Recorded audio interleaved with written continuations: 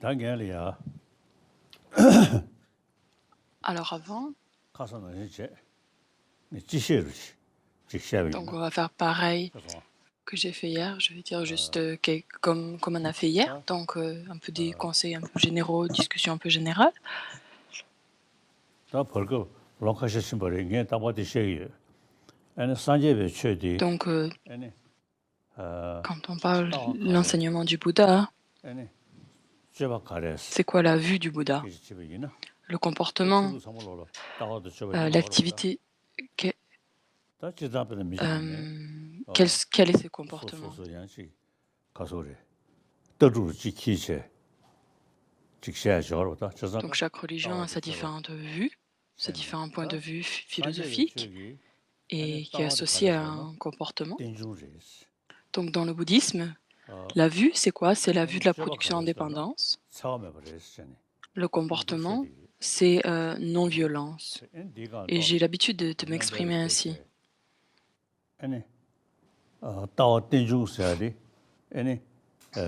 Donc la vue de la production en dépendance est très fortement liée aux sciences.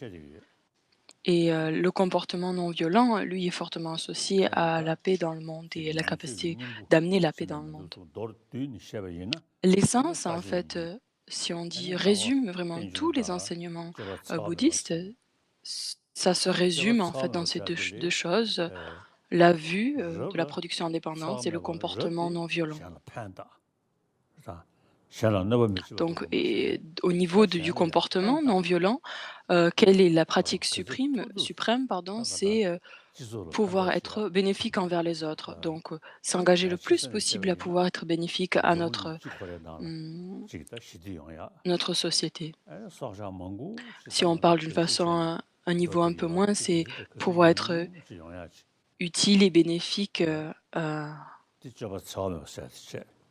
dans notre monde, pouvoir apporter à contribuer à la paix dans le monde. Quand on parle de la vue de la production indépendance, qu'est-ce que c'est? Donc, peu importe, tout est établi l'un en dépendance à l'autre. Que l'on parle de la société et du bonheur dans la société. Si la société devient heureuse, alors toi, par conséquent, tu vas être heureux. Et le bonheur lui-même vient en dépendant de nombreuses causes et de conditions. On veut faire l'expérience du bonheur, être libre de la souffrance. La souffrance, la cause de la souffrance, c'est et donc nuire à autrui. Si on arrive à être bénéfique en les autres, on va faire l'expérience du bonheur. Donc comprenons ainsi que ceci sont les deux choses principales, donc la vue de la production indépendance et du comportement non-violence. Donc vous, les enfants, là, s'il vous plaît, gardez cette vue, gardez ceci à l'esprit.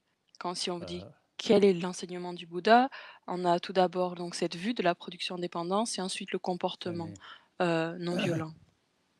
Ceci reste l'essence de l'enseignement du Bouddha.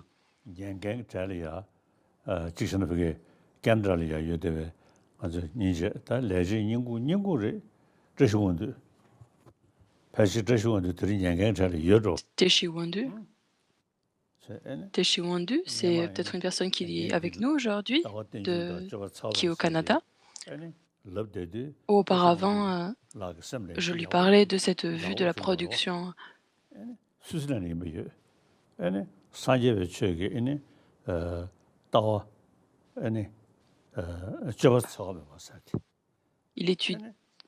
Il étudie la vue de la production indépendance et le comportement non violent quand il était en Suisse.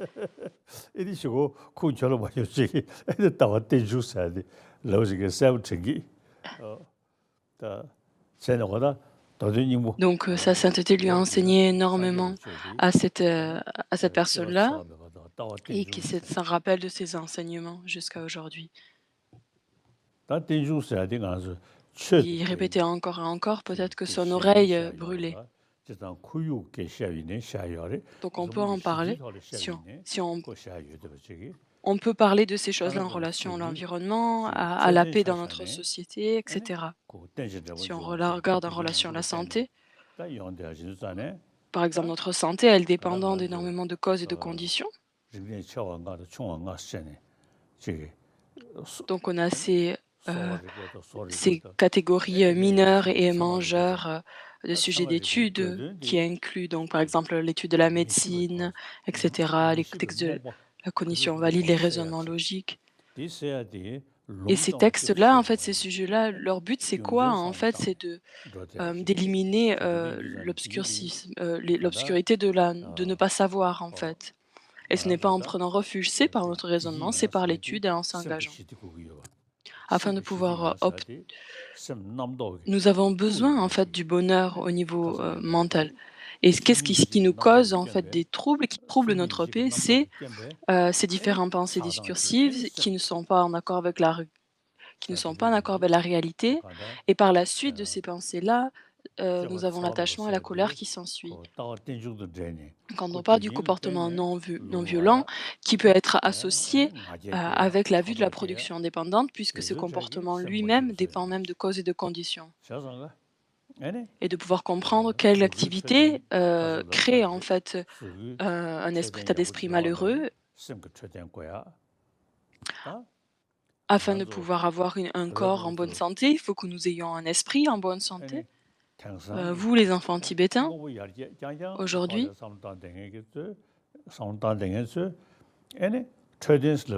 donc les personnes qui sont focalisées sur les choses matérielles, donc on pense seulement au niveau matériel, on se pense seulement à la santé corporelle. Il serait qu'il y a une certaine forme de bonheur qu'on peut en tirer, mais par contre, quand on parle de la santé mentale, le bien-être mental est complètement oublié, on le met totalement de côté. Quand on parle d'avoir besoin d'une certaine santé mentale, qu'est-ce que ça veut dire?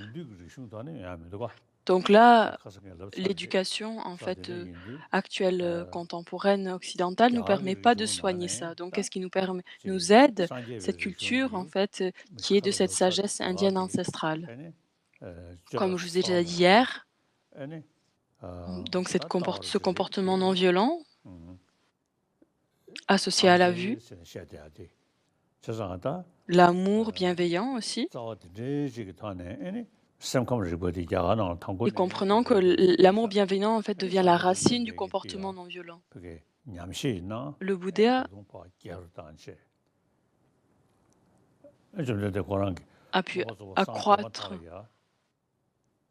Donc, au moment où le Bouddha est devenu le Bouddha, Est-ce que j'en ai parlé hier de ça? Donc, au moment où il est devenu Bouddha, il a dit: «J'ai trouvé un dharma euh, profond, paix, euh, libre d'élaboration et claire lumière. J'ai trouvé tel un dharma. À quiconque je le montre ne pourrait le comprendre. Dès lors, je vais rester dans la forêt en silence.» Quand on parle de profond et de paisible, ça parle de la première des 4 nobles vérités, première tournée du roue du dharma. Donc libre d'élaboration, ça fait référence à la tournée du roue du dharma qui sont associées au texte de la Prajnaparamita.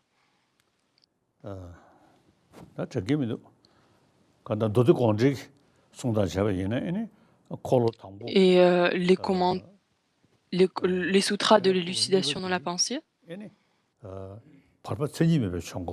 deuxième tournée du roue du dharma. La deuxième tournée du roue du dharma est appelée donc libre non caractéristique.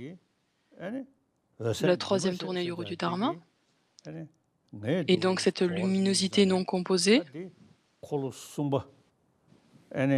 est donc associée à la troisième tournée du roue du dharma, de la roue du dharma.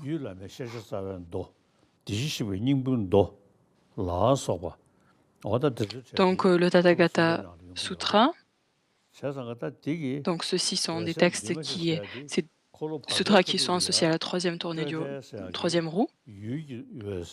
Donc libre d'élaboration, ça parle de l'objet et de la nature claire et lumineuse de l'objet. Donc l'élucidation de la pensée dans ce sutra-là et dans le Tathagata Garbha, il parle de la nature claire et lumineuse du possesseur d'objets. Donc d'habitude, quand on parle de la vie de autre, et pour les personnes qui étudient l'idée de vie de d'autres, on parle de l'objet qui est libre d'existence intrinsèque, ça c'est vide de soi.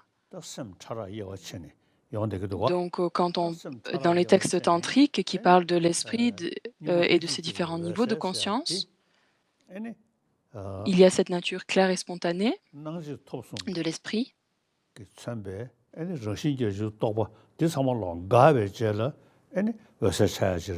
Et pouvant en fait stopper ces différentes conceptions, et on est retrouvé en fait avec la nature de l'esprit qui est claire et lumineuse, quand tout le reste, tous ces pensées discursives ont été stoppées. Et toutes ces pensées, tous ces concepts-là sont stoppés, sont arrêtés. Et du coup, vu qu'on se retrouve avec la nature claire et lumineuse de l'esprit, la nature claire et lumineuse de l'esprit est vide d'autres, c'est-à-dire vide de ces autres concepts, de ces autres choses qui sont adventices. Donc on a ces différents objets.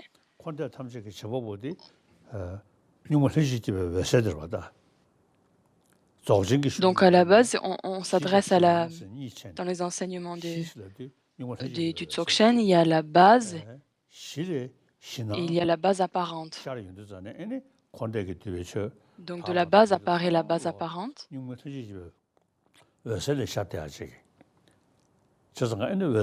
Qui sont en fait capables d'émerger sur la base même de cette nature claire et lumineuse de l'objet.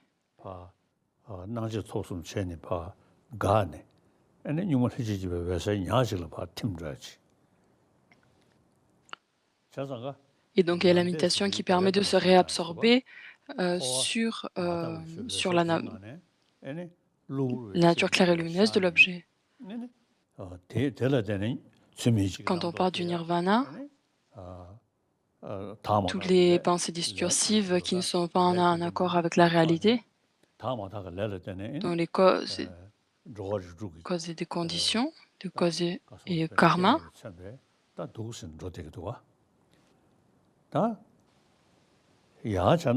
qui en fait mènent les êtres transmigrants de vie en vie. Quand on arrive à obtenir l'ultime nirvana, l'essence même,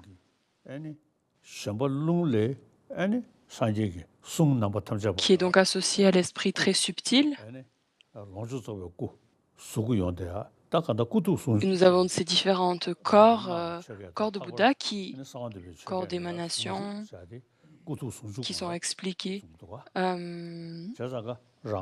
qui sont enseignés dans les textes tantriques. Donc afin de pouvoir accomplir son propre bien, nous avons le corps, le Dharmakaya, pour pouvoir ensuite nous avons le corps de jouissance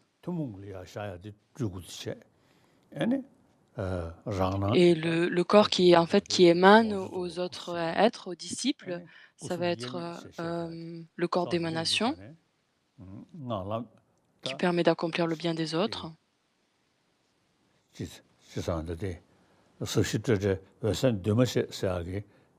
Donc profond, paisible, libre d'élémation, luminosité non composée. Donc le troisième est donc associé donc aux textes tantriques. Le Bhagavan a donc, dès qu'il a obtenu l'état de Bouddha, il a récité, expliqué ce verset-là, enseigné ce verset-là. Donc quiconque ne pourra comprendre en fait ce que j'ai trouvé, du coup, je vais rester en silence dans la forêt.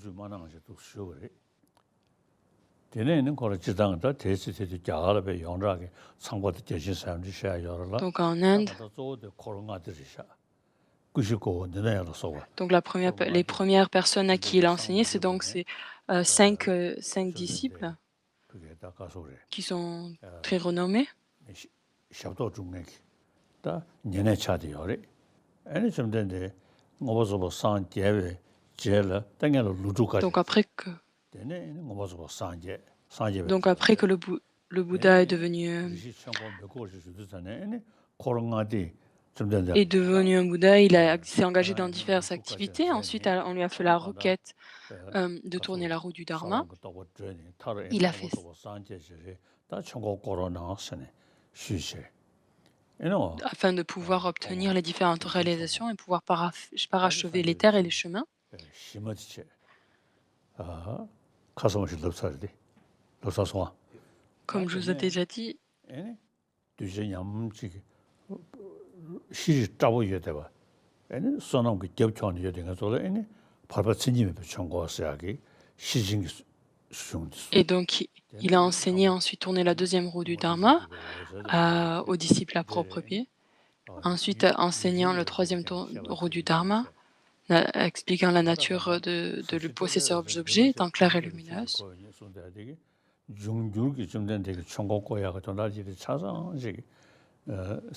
Donc ce verset que je vous récite, que je vous explique là, donc en fait est une présentation de tous les enseignements du Bouddha, des trois tournées de trois roues du Dharma.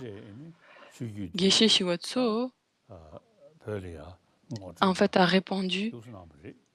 permis de donner l'introduction des enseignements de la lignée de Nalanda au Tibet. La chose principale, c'est que ces textes et ces présentations sont associés très fortement avec les textes de cognition valide.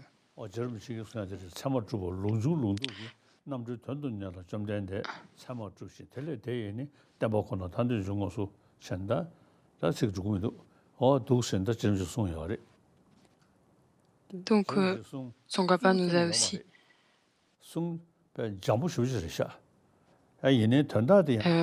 Tsongkhapa est vraiment quelqu'un de très brillant.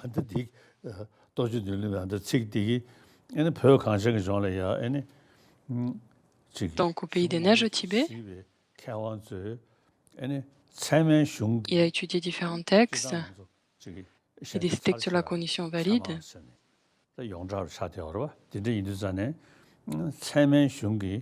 Donc, quelque chose qui n'est pas erroné, ce qui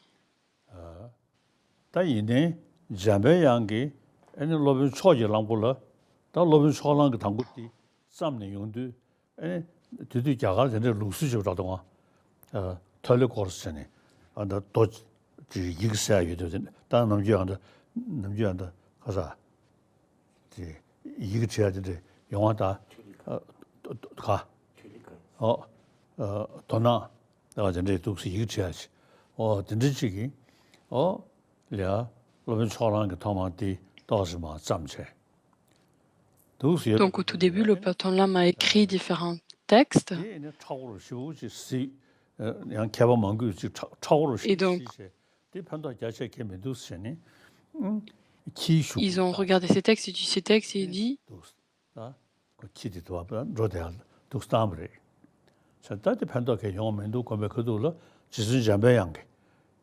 ils l'ont accroché à la queue d'un chien. Ils ont dit Jambayan, donc Manjushri a fait la prophétie, a demandé à Tsongkhapa d'écrire un texte.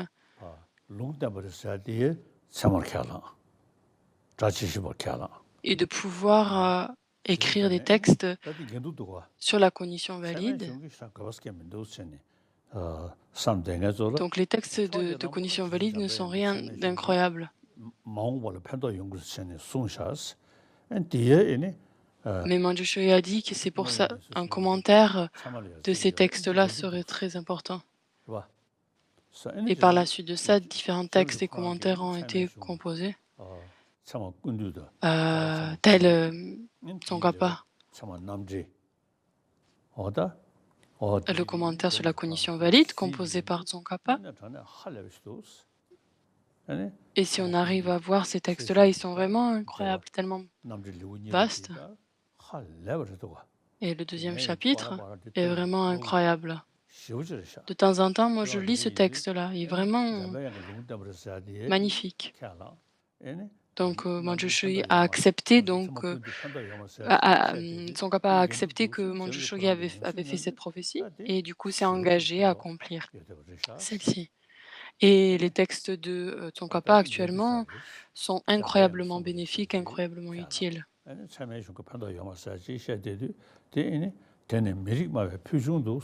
Et comprenant que Manjushri avait expliqué que les commentaires sur les textes de la cognition valide seraient très très utiles, Tsongkhapa a accompli cette prophétie.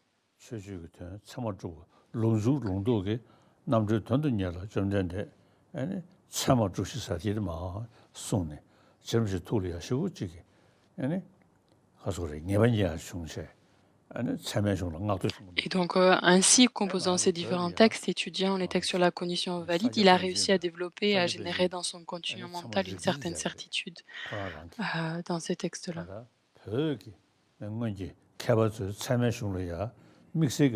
Au Tibet, auparavant, ils ont prêté particulièrement attention à la cognition, au texte associé à la cognition valide.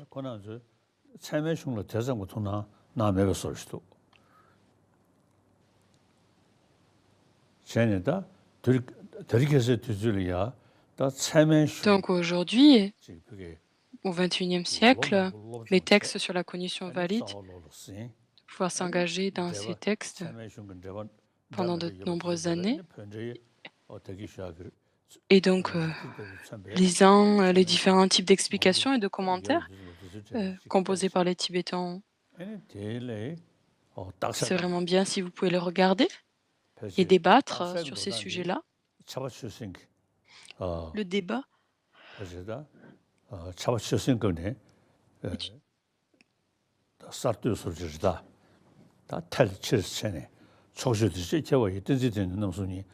et de comprendre les différentes conséquences en fait des différents raisonnements établis, de débattre ainsi, c'est vraiment essentiel. Au sein des bouddhistes, peut-être les bouddhistes tibétains sont les seuls à s'engager dans la pratique de débat. Au Tibet, c'est une pratique très répandue. Ensuite, un peu plus tard, quand les enseignements du Bouddha se sont répandus en Mongolie, ils ont étudié les textes de la cognition valide aussi et se sont débutés à débattre.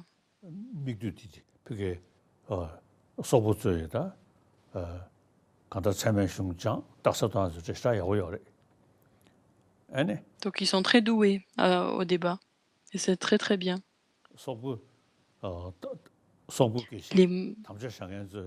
Les Mongols, les Geshe,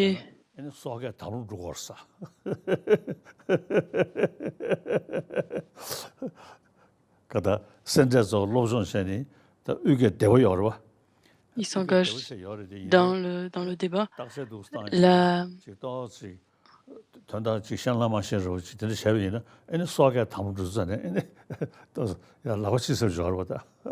Donc malgré le fait que la langue tibétaine est très utile et très, très bien en fait pour débattre, ce Geshe disait que finalement quand on dit des choses pas très claires, on ne sait pas trop ce qu'on dit, on utilise la langue mongole pour s'exprimer.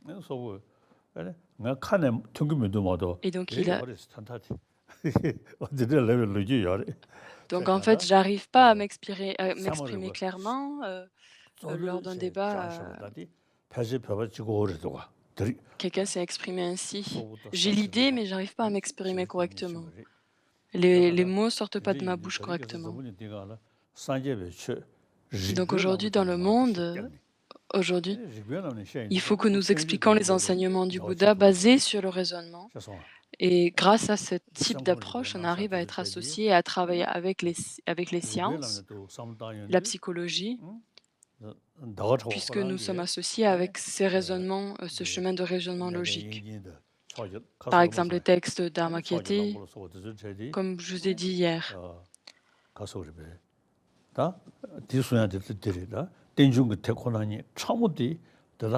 Donc, comprenant la production indépendance et l'incité de cette production, de cette coproduction indépendance. Ce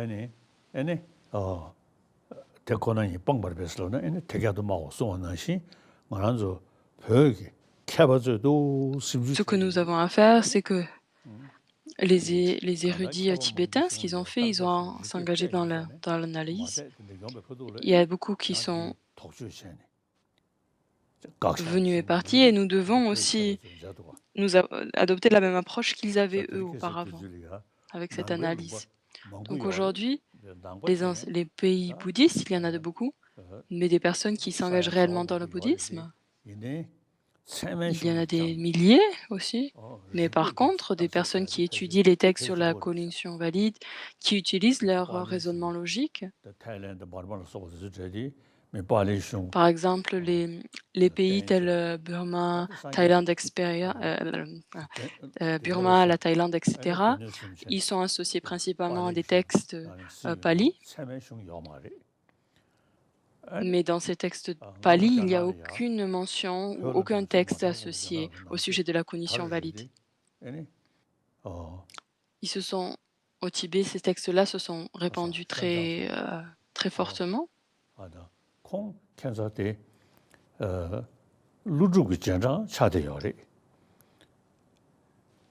Donc une personne qui se considérait comme étant un disciple de Nagarjuna, qui était au sud de l'Inde, Tsamboma, quelqu'un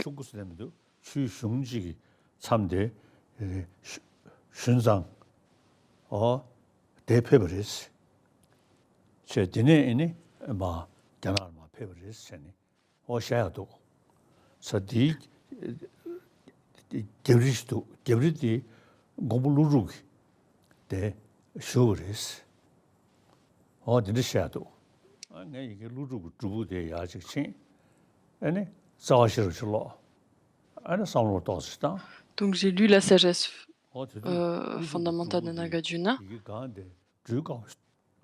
Il y avait quelqu'un qui disait, étant la réincarnation, le Tulku de Nagarjuna. J'en ai parlé de ça. De quand je me suis rapproché de la rivière.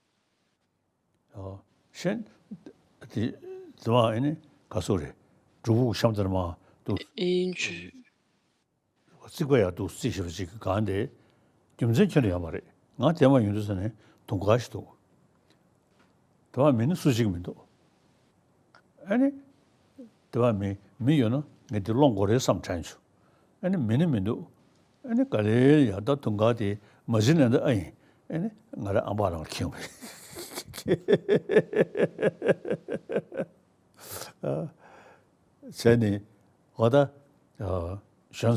j'ai ramassé. Donc sa sainteté raconte une histoire de quand il était dans le sud de l'Inde. Shunzang était un disciple de Nagarjuna.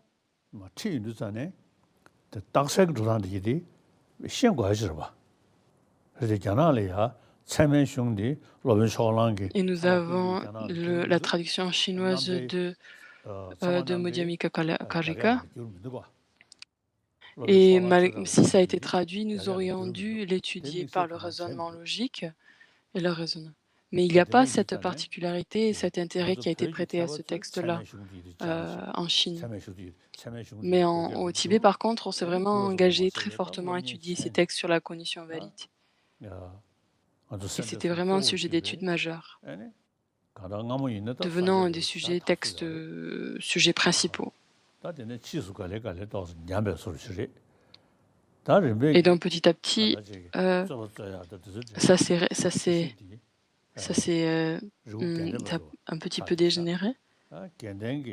Et donc maintenant, Genden, dans la tradition Gelugpa, de Huzhang, ils ont ravivé en fait cette pratique du débat. Et donc au Tibet, nous avons réussi en fait à garder, à conserver ces textes de la cognition valide et aussi ainsi que les textes de la vue du milieu, des textes de Prajnaparamita, etc.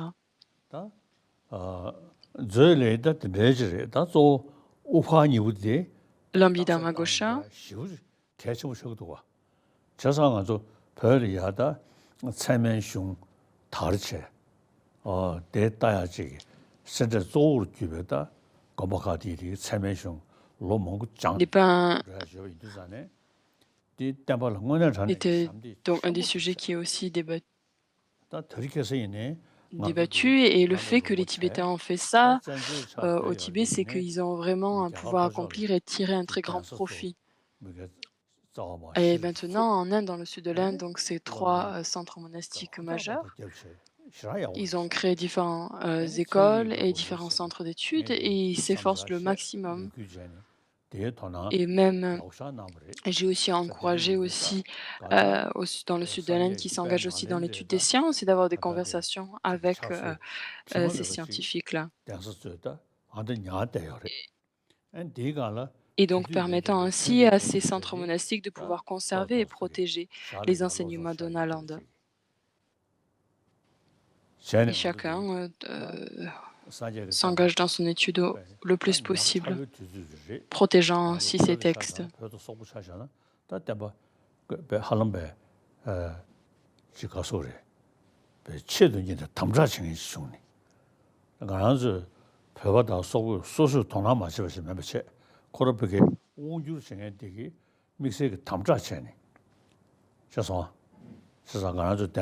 Donc, par exemple, en ce moment, en Mongolie et au Tibet, il y a, à cause de différentes, en perdant notre liberté, notre indépendance, nous n'avons pas le droit d'étudier ces différents textes. Par exemple, disant c'est interdit d'expliquer, d'enseigner la science, interdit d'enseigner le bouddhisme. Donc, donc vraiment s'efforcer au maximum ici les personnes de la région des Himalayas, de vraiment s'efforcer au maximum de s'étudier ces textes-là. Lojin Rinpoche,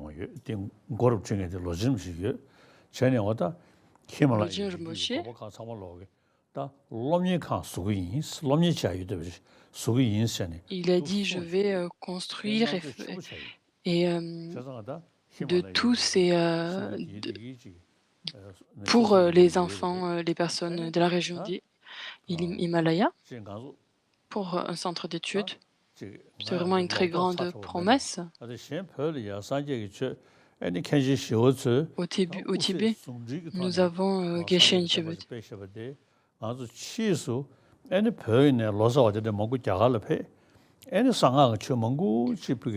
Donc, comment ça s'est produit en Inde, c'est que Geshe Shiwatsu est venu. Ensuite, nous avons envoyé beaucoup de Lotsawa, de traducteurs en Inde pour apprendre le sanskrit, qui sont ensuite revenus pour traduire ces textes en tibétain. Et ainsi, par la suite, il y a les enseignements tantriques se sont répandus très fortement au sein du Tibet.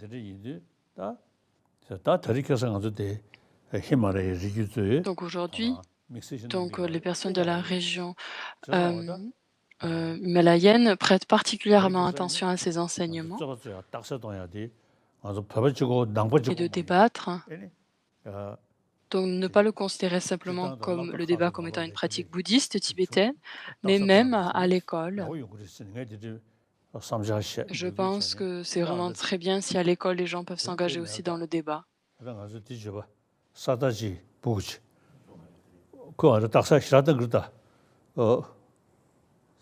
Donc il y a un élève qui est avec nous aussi présent qui débat très bien. Et donc des personnes qui débattent aussi dans les centres monastiques, qui sont très enthousiastes. Donc pas simplement sur le sujet bouddhiste, hein, mais aussi des différents sujets étudiant en fait s'il y a 전시 모임, 개화 모임, 무슨 무슨 강요 세는 거죠. 춘주가는 가서 시행으로다. comment, voyant si les choses ont le même sens, sont contradictoires, ont des points communs, deux points communs, etc.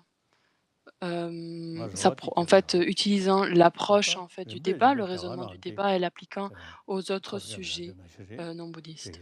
삼kam지버디 개화라는 충분히 La psychologie, euh, 람다스 나로야 진짜 럽죠. le sujet de psychologie est vraiment très répandu en Inde et il faut que nous puissions l'apprendre.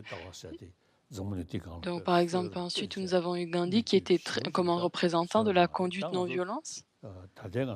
Il a vraiment enduré beaucoup de difficultés. 다가는 신경 삼kam지버디 수제디 개화게 세쿨러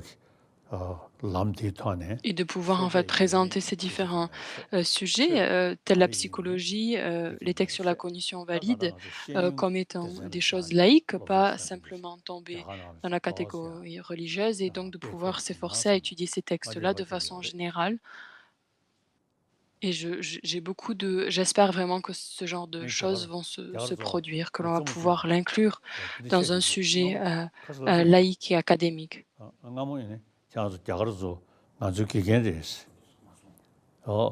Donc d'habitude, j'ai l'habitude de dire auparavant, vous, les Indiens, vous étiez notre maître, nous étions le Chela, nous étions les étudiants, les élèves.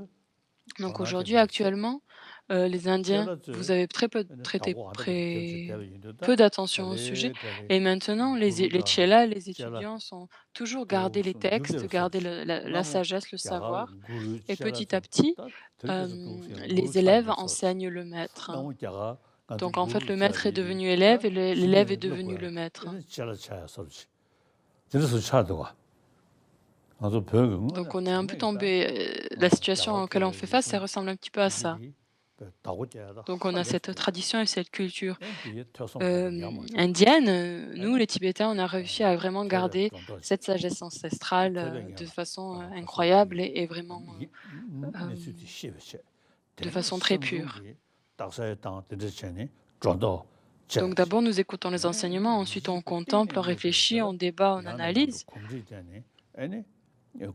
Et ensuite, ce que nous avons compris, ce que nous avons contemplé, de pouvoir réfléchir encore et encore, et de pouvoir en fait générer une certaine habitude dans notre continuum mental, c'est ce que nous pourrons accomplir par le biais de la pratique de la méditation.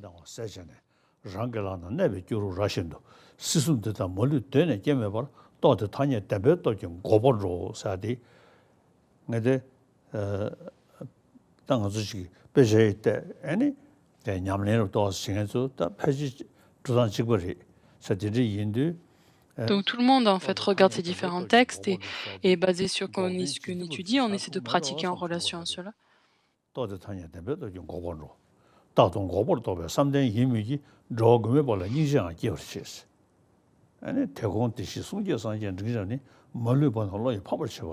Donc sa sainteté récite différents versets.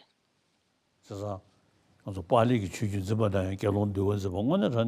on regarde, je me réjouis très fortement dans les pratiques, dans les personnes les bouddhistes qui suivent la tradition pali. Ils s'engagent de façon incroyable dans ces enseignements-là. Par exemple, au Sri Lanka, qui sont vraiment des personnes qui soutiennent, qui portent les enseignements pali de façon honorable.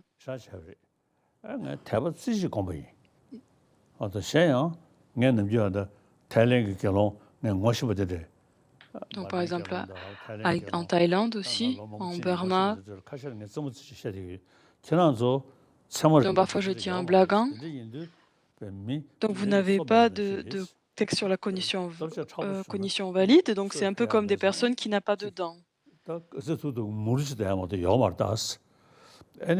Donc vous ne pouvez pas mâcher en fait correctement ces sujets difficiles. Par contre, nous les Tibétains, nous avons étudié ces textes sur la cognition valide, nous avons débattu, nous avons réfléchi, contemplé, et nous avons des sauts en fait très durs et du coup nous arrivons à mâcher ces sujets vraiment compliqués. Donc parfois je blague ainsi. 제사가 가서 봐봐. 근데 kenshi shiwotsu choye Donc comme Gishi Shiwanso, ganzo ya sanje be donc grâce à sa bonté, nous avons réussi à obtenu en fait les enseignements du Bouddha en relation qui sont basés sur le raisonnement logique. Et ça, il faut vraiment comprendre qu'est-ce que ça signifie et ainsi nous pourrons comprendre réellement la bonté de Geshe Shiwatsu.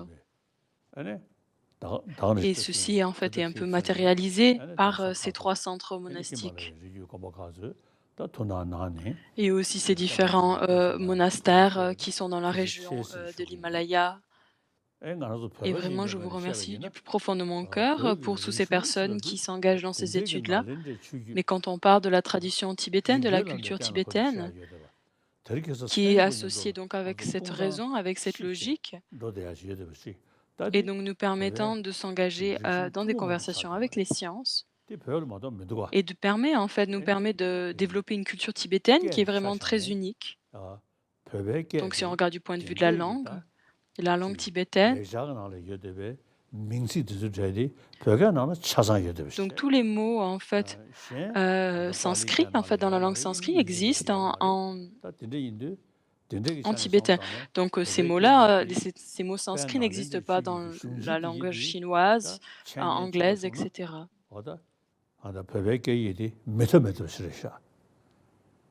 Et donc la langue tibétaine en reste vraiment unique dans son caractère et permet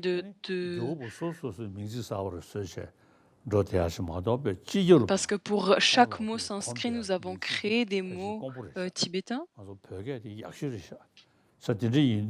Et c'est pour ça qu'en fait la langue tibétaine reste la meilleure langue pour expliquer ces textes-là, grâce à la richesse en fait de vocabulaire. De la tradition de Nalanda, cette culture et ces textes, si on étudie de façon très on veut étudier ces textes-là en profondeur, vraiment pour développer une compréhension très profonde, très précise, peut-être que c'est finalement incontournable et il y a une nécessité alors d'étudier le tibétain. La culture tibétaine et ces différents sujets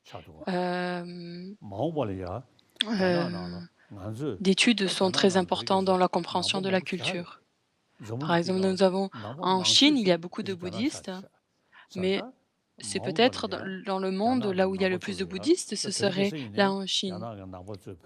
Donc peut-être petit à petit, les Chinois, les bouddhistes et Chinois prêtent de plus en plus attention au bouddhisme tibétain et c'est important que nous gardons de très bonnes relations avec eux. Et nous pourrons en fait nous entendre avec eux, il n'y a aucun souci.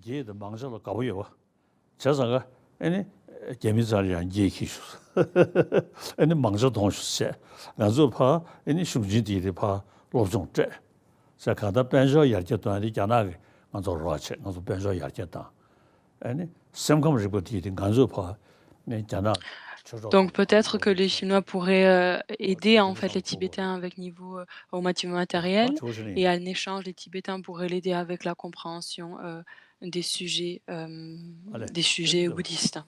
Donc maintenant on va faire question-réponse.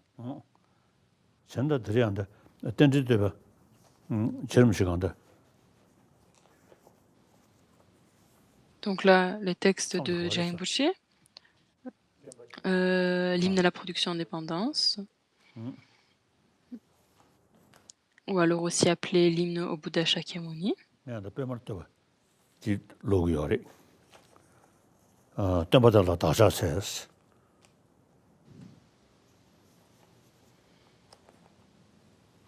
Je rends hommage à cet enseignant qui a excellemment proclamé la production indépendante. La production indépendante.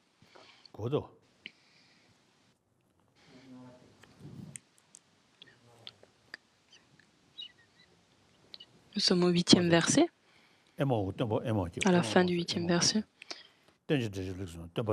Admirable maître, admirable refuge, admirable orateur suprême, admirateur protecteur magnifique. Je rends hommage à cet enseignant qui a excellemment proclamé la production dépendante. Le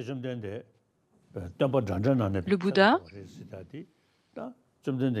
en fait, et ce verset-là nous montre en fait l'aspect suprême, l'aspect incroyable de cet enseignant, tel le Bouddha. Donc, comme le verset que je vous ai dit, profond, pacifié, libre d'élaboration et luminosité non composée. Donc, tels ces enseignements-là du Bouddha sont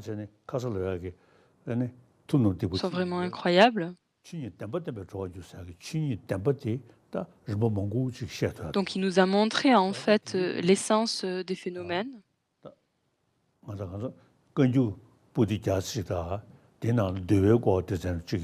Nous avons les paroles du Bouddha, le Kagyur, et donc tous ces sutras aussi. Ensuite, tous les textes de Prajnaparamita. Ensuite, les Tengyur. Au sein de cela, on a tous les commentaires de Nagarjuna qui sont associés à la vue de la voie du milieu, sur la cognition valide, etc., qui sont vraiment des textes extraordinaires. Le Kagyur, le Tengyur sont vraiment c'est vraiment des textes à étudier,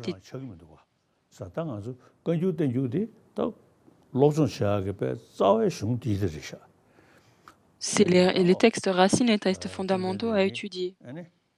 Le Bouddha, lui, quand il a parlé de la vacuité, il dit tout est vide. Et au Tibet, au pays des neiges, ils ont étudié ces différents textes qui sont associés à la voie du milieu, à l'école de la voie du milieu. Ces textes-là pouvant présenter la vue de l'école de la voie du milieu et comprenant de façon non erronée,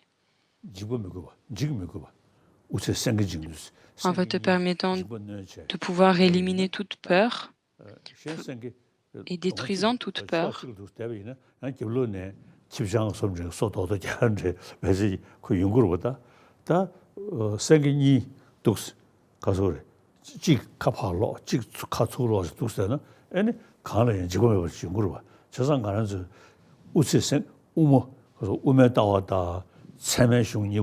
Donc pouvoir comprendre la vue de l'école de milieu, qui peuvent être comme un tigre parce qu'il permet de faire fuir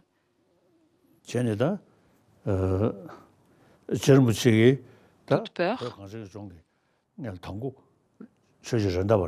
Donc Tsongkhapa a étudié avec Jetsun Rendawa, Tundub Rinchen, qui était du Népal, Tundub Rinchen, et ensuite il est arrivé au U avec Rendawa, donc son enseignant principal, à la vue de l'école de la voie du milieu et donc de Jetsun Rendawa.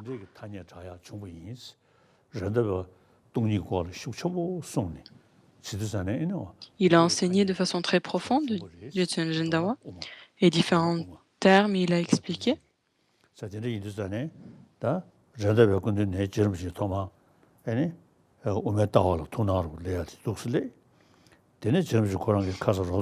Et donc, permettant à Rinpoche à vraiment être curieux à ces sujets-là, grâce aux enseignements de Rendawa, il a écouté, contemplé et médité sur ces sujets-là, et vraiment analysé encore et encore, étudié les textes de Buddha-Balita et ensuite composé, en réalisant la production d'indépendance, il a ensuite composé ce texte-là.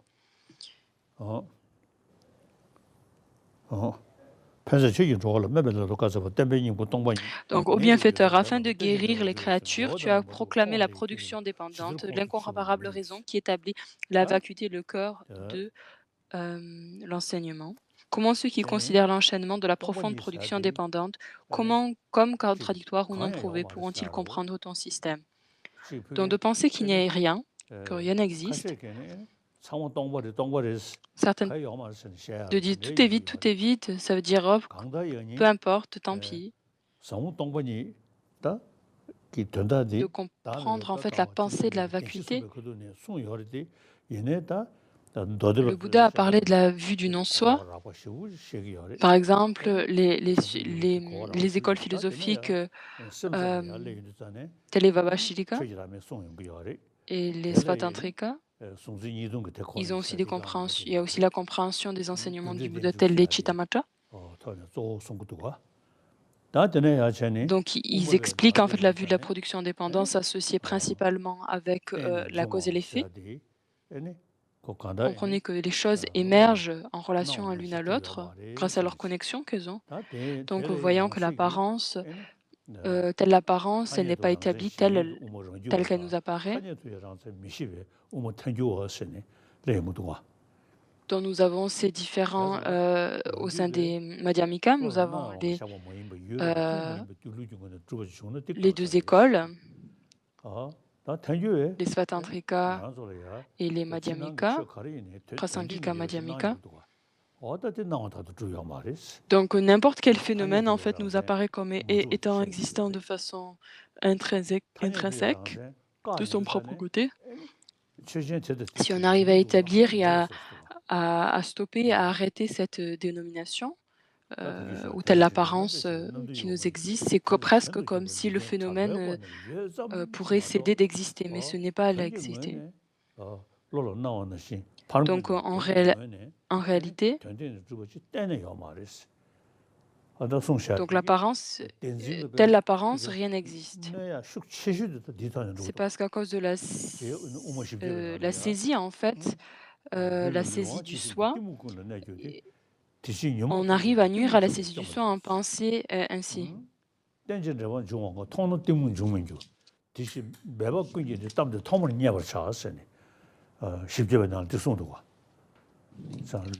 Donc dans les 400 stances, ces versets-là sont aussi... nous avons ces différentes consciences sensorielles. Donc, par exemple, la conscience visuelle n'est pas répandue à notre conscience sensorielle de l'écoute, mais par contre, notre conscience sensorielle du corps est répandue à travers tout notre corps.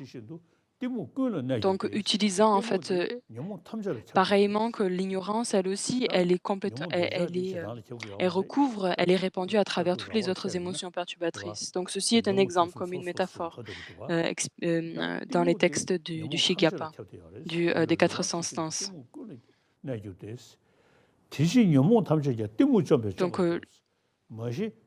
Donc, si on veut, vu que l'ignorance est répandue à travers toutes les autres émotions perturbatrices, si on veut éliminer toutes les autres émotions perturbatrices, il faut que nous éliminons l'ignorance.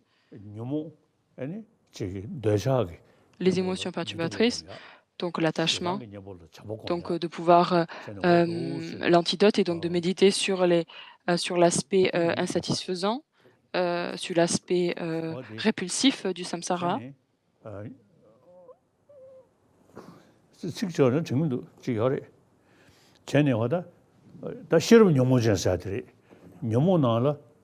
quand on parle de ces... En fait, c'est une sagesse affligée, en fait, qui est contaminée par les trois poisons.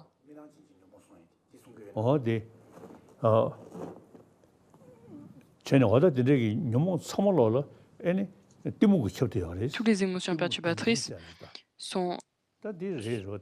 Et quand on parle de l'ignorance, c'est quoi en fait? C'est cette qui saisit, de saisie en fait, ça c'est ce qu'elle signifie. Donc pareillement que dans les sciences, il a expliqué cette apparence n'est pas en concordance avec la réalité. Donc en fait, ce qui nous arrive, c'est qu'on voit une apparence et on saisit l'apparence telle qu'elle, telle étant la réalité, et ne réfléchissant pas en fait au réel mode d'existence du phénomène. Et basé sur ça, en fait, on génère des pensées discursives qui ne sont pas en accord avec la réalité, qui nous amènent à générer l'attachement, la colère, etc. Et toutes ces émotions perturbatrices vraiment émergent de ces pensées discursives qui ne sont pas en accord avec la réalité.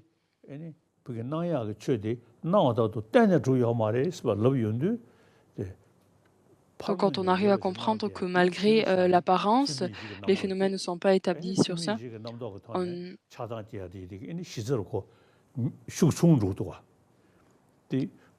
puisque les pensées discursives qui ne sont pas en accord avec la réalité sont basées sur cette saisie de l'apparence. Si on arrive à ne pas saisir l'apparence, il n'y a plus de base pour que ces pensées discursives qui ne sont pas en accord avec la réalité émergent, et donc on stoppe aussi les émotions perturbatrices qui s'ensuivent.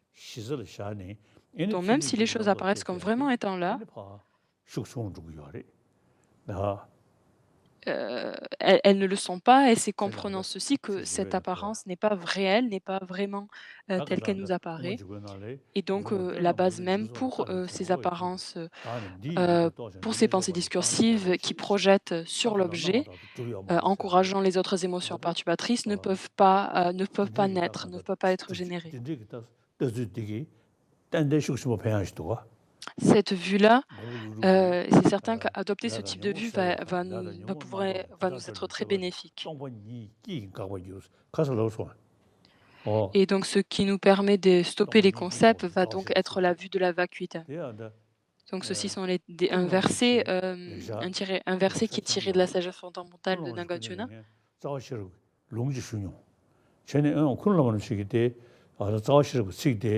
Kunulama a donc donné une transmission de ce texte de la sagesse fondamentale. Et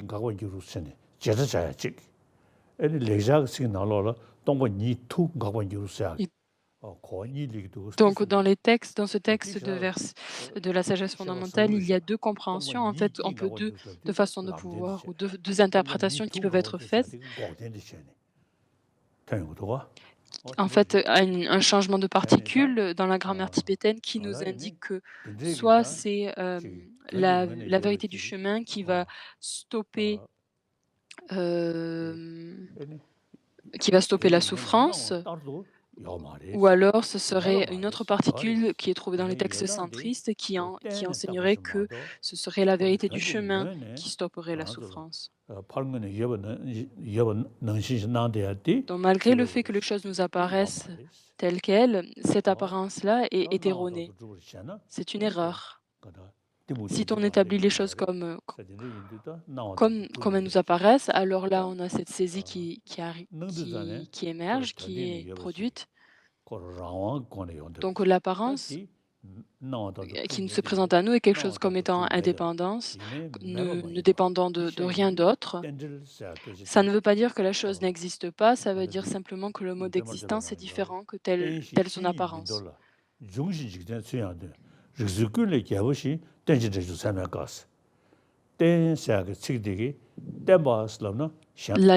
La base, quand on parle de dépendre, ça veut dire dépendre d'une autre. Ça veut dire qu'elle n'est pas indépendance. Donc elle est vide d'exister de façon indépendante. Quand on parle d'émerger, production, ça veut dire qu'elle est dépendante grâce à une accumulation, une réunion de différentes causes et de conditions en relation les uns aux autres,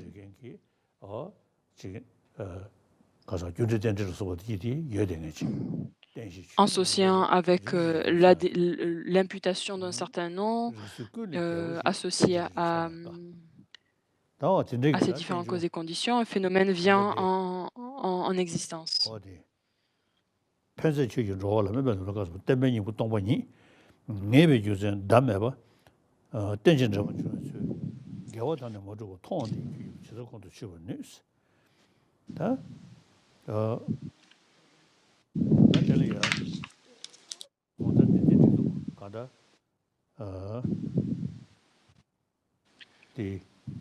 Donc sa sainteté a avancé dans les versets de l'hymne à la production indépendance. On est...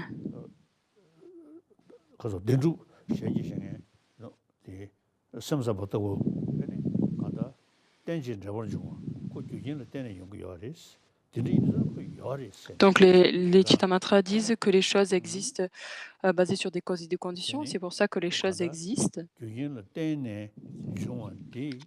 dépendant de différentes causes et de conditions. puisqu'elles dépendent de causes et de conditions, alors elles existent de façon intrinsèque. Pour elles, ils voient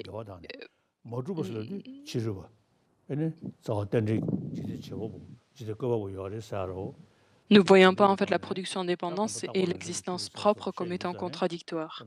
Par exemple, quand on parle de soi, les philosophes, les non-bouddhistes, qui ont une vue du soi, ils voient un soi qui est à l'extérieur de leurs agrégats, qui est séparé de leurs agrégats.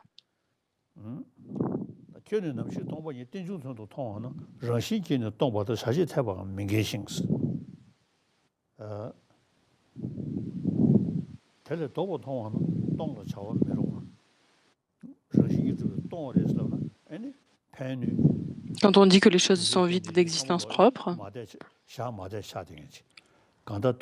la cause que vraiment les rend très mal à l'aise et du coup, ils sont obligés de pouvoir dire que les choses existent de leur propre côté, même si elles dépendent de causes et de conditions. Et du coup, c'est pour ça qu'en fait, ils n'arrivent pas en fait, à vraiment tirer le sens complet de ce que ça veut dire une production indépendante. Et Chittamatra.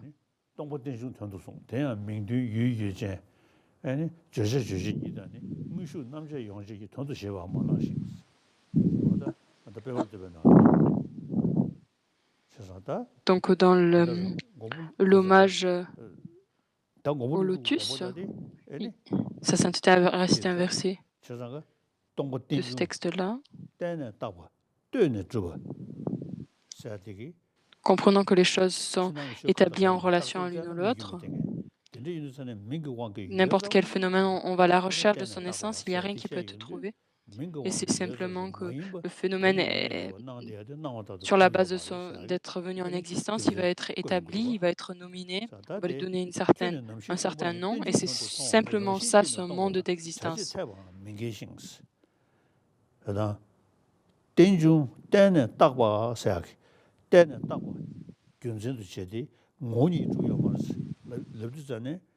Comprends.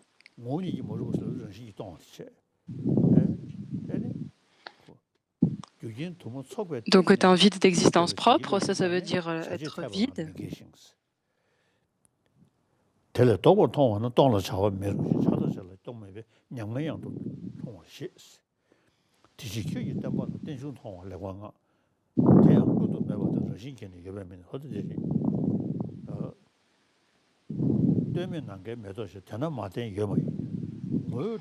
La non-dépendance est comme une fleur du ciel, et donc le non-dépendant n'existe pas. L'existence en soi contredit la dépendance de causes et de conditions. S'il y a quelque chose qui peut exister de façon indépendante, qui ne serait pas lié à un autre, ça serait... De ce fait, tu as enseigné que comme rien n'existe en dehors de la production dépendante, aucun phénomène n'existe en dehors du vide d'existence intrinsèque. Donc même si notre esprit, l'apparence qui se présente à nous, si on saisit les choses comme elles nous apparaissent, ça veut dire qu'on établit les choses comme existent de façon indépendante, et ça veut dire que ça contredit l'idée que les choses dépendent des unes des autres.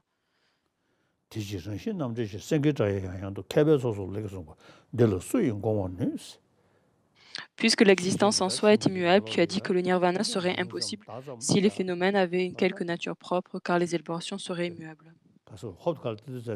Donc tout à coup, nous avons cette apparence comme s'il y avait un soi. Mais si on réfléchit un peu plus, voyons, si on étudie chaque sujet de façon minutieuse, comprenant en fait que les phénomènes sont simplement imputés.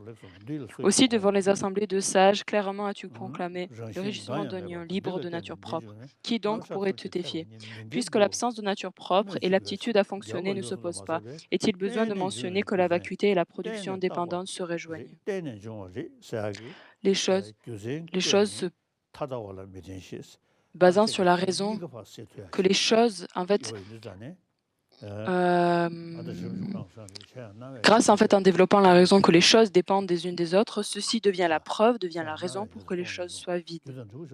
Et ça permet d'éliminer les deux extrêmes. La raison de la production dépendante empêche toute justification des vues extrêmes. Ce bel enseignement au protecteur rend votre parole sans égale. En fait, il faut éliminer l'apparence du nihilisme. Si on arrive à réfléchir de façon subtile au sens de la production de la production indépendance, on arrive à développer cette certitude. Donc, qu'est-ce qui nous apparaît comme les choses existent? Les choses nous apparaissent comme ayant un sens, une essence intrinsèque. Si on arrive à réfléchir que ce n'est pas une apparence correcte, que tout était en relation avec vient des autres, dépend des autres, qu'elles sont simplement imputées, qu'elles sont dépendantes d'autres phénomènes, mais ça ne veut pas dire qu'elles n'existent pas puisqu'elles sont imputées, puisqu'il y a une certaine imputation, donc ça ne veut pas dire qu'elles n'existent pas.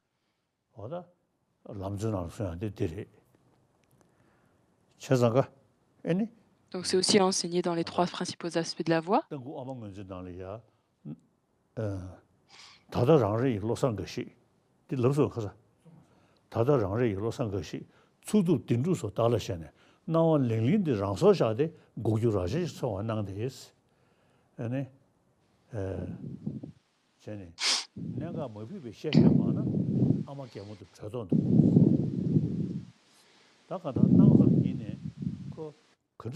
Donc en trouvant, donc l'apparence nous existe comme existant de son propre côté, et si on arrive à développer cette certitude que cette apparence-là n'est pas correcte, que la vide d'existence propre, cette vacuité-là apparaît à l'esprit.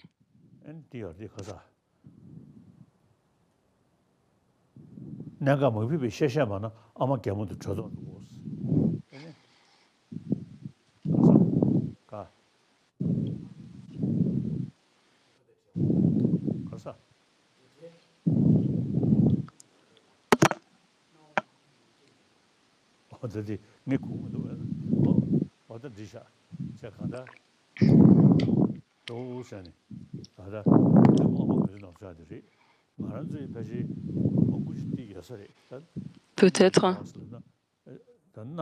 la vue de la vacuité.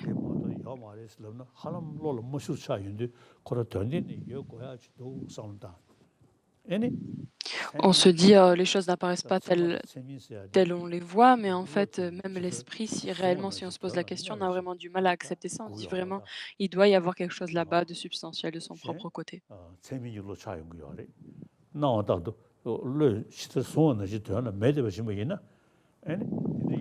Si on arrive à comprendre que les choses telles nos apparences n'existent pas,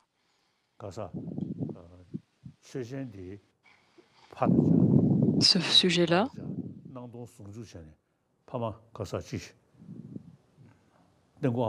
donc sa sainteté fait référence à un verset qui utilise l'exemple de la mer.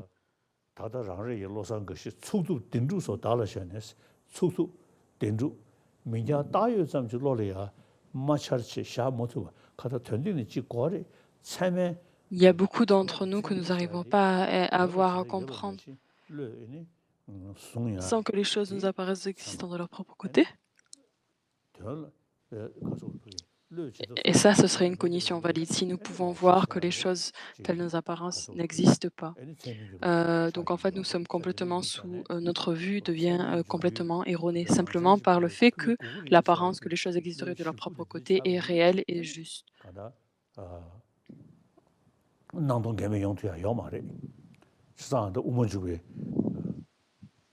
Dans les enseignements de la voie du milieu de Chandakirti,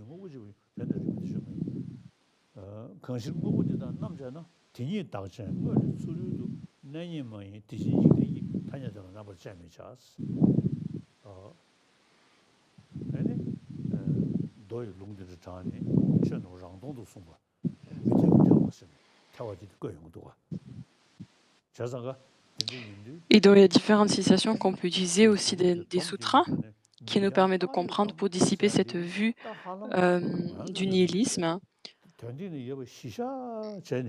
de vraiment comprendre sincèrement qu'est-ce que ça veut dire une simple imputation. On croit vraiment que ça veut dire ah mais en fait finalement il n'y a rien qui existe. Ça c'est ce qui se présente à nous. On se dit oh les choses existent par simple dénomination. Ah, alors en fait l'esprit devient mal à l'aise et croit que les choses n'existent pas. On tombe dans l'emprise de l'énéisme.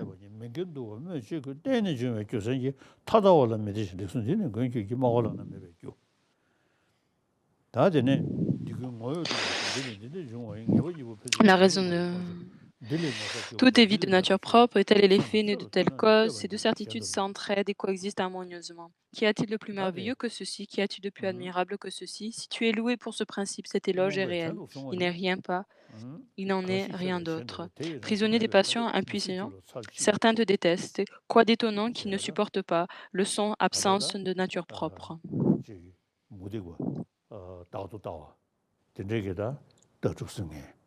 Donc en fait,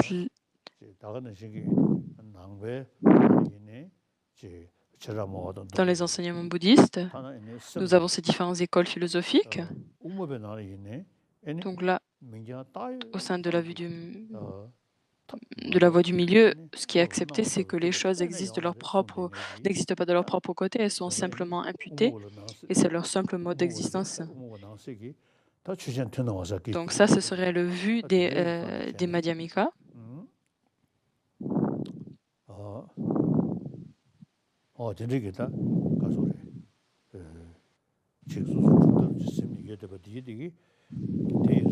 Donc chaque point de vue école philosophique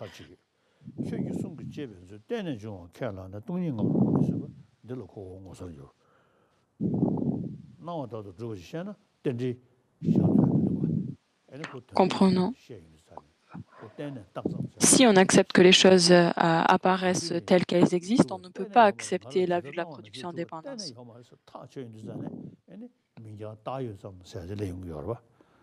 Et c'est simplement si on se dit que les choses n'existent pas telles les apparences qu'on arrive à établir qu'elles existent de façon dépendante et donc qu'elles existent par simple imputation.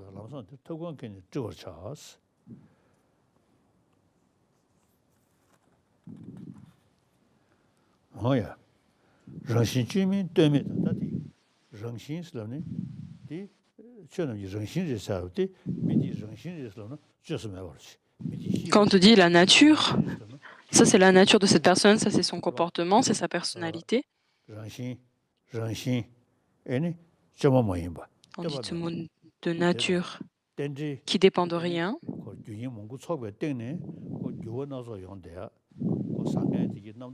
Si quelque chose dépend de causes et de conditions, c'est quelque chose qui est impermanent parce qu'il dépend de la réunion de différentes causes et de conditions.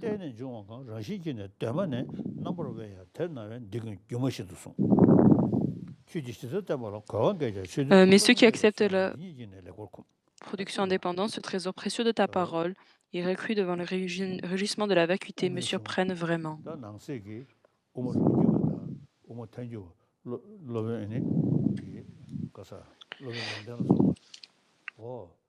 Donc on a ces différents pandits de Nalanda, donc de l'école autonome, des conséquentialistes au sein de l'école de la voie du milieu. En fait, ils ont étudié ces idées-là de la production indépendance avec le plus de précision.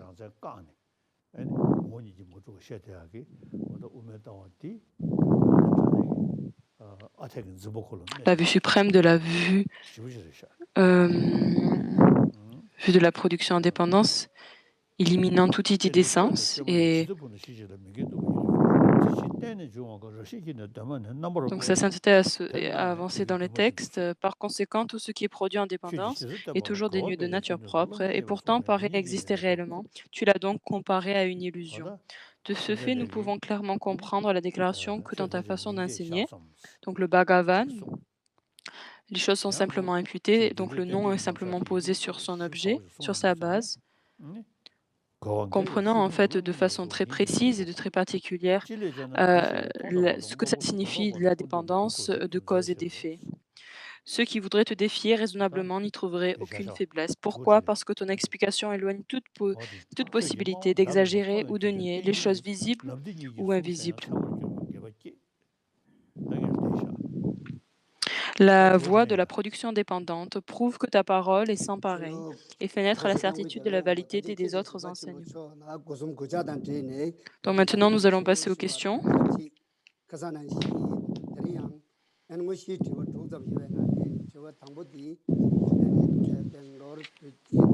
La première question euh, de l'école de TCV. 동이 닝지송도 주빌람 체질세 강제인 텐두고 텐진 갸줄라 소와 뎁소 시데 란자 강제 라나 베비코디 진or 거기장 보인치 무절라 구숨 강웨토니 삼지 Donc des élèves de l'école de Bangalore. 다링산 잠블링 체 여기나라 덴두르 슈브치 용기 요탄 덴두르 테달레 텐지네 장데 메바탄 하파르 덴두르 테달레 텐지네 랑게 셰방기 삼르 슈브치 중기 요 전난리도. Donc, est-ce qu'il y a une forme de compétition où prendre la victoire pour soi et laisser la défaite à l'autre peut être sain?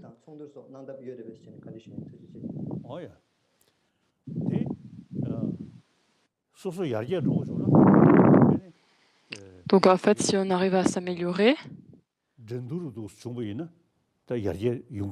s'il y a une compétition, donc on arrive à s'améliorer, à avancer. Quand on fait des compétitions, en fait, si on arrive à s'engager dans une compétition avec un esprit bienveillant,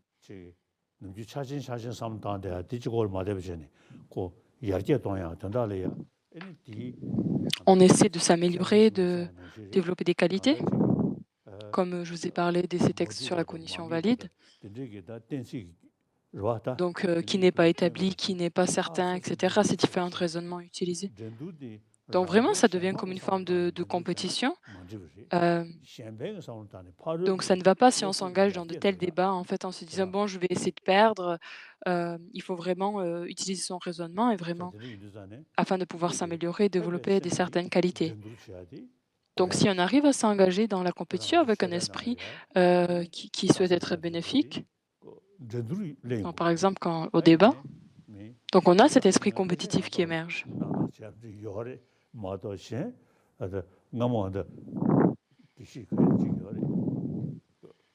Il y avait un guichet auparavant, comment il s'appelait?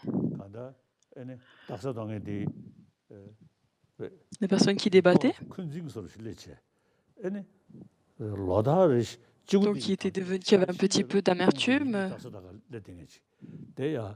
Qui c'était mieux.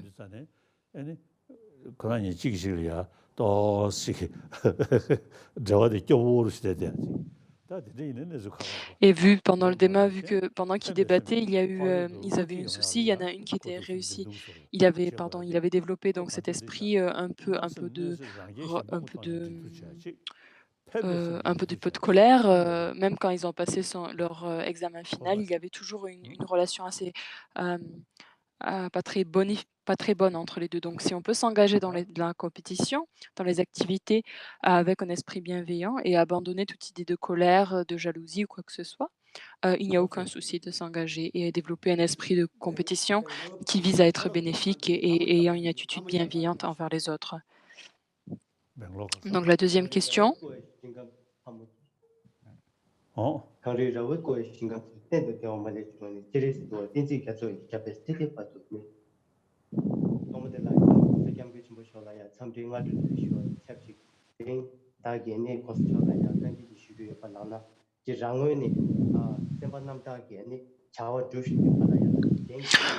Comment pouvons-nous nous motiver et rester positifs lorsque les autres sont déprimés et nous tirent vers le bas?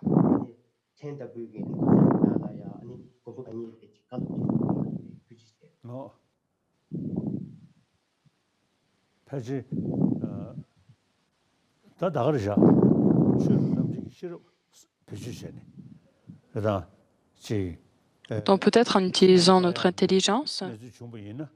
Donc quand certains deviennent un petit peu déprimés, un petit peu tristes, donc réfléchissons, quelle est la raison? Pourquoi est-ce que cette personne est déprimée? Est-ce qu'il y a une raison ou pas? S'il est un peu flemmard, un peu paresseux, des personnes qui n'arrivent pas à croire.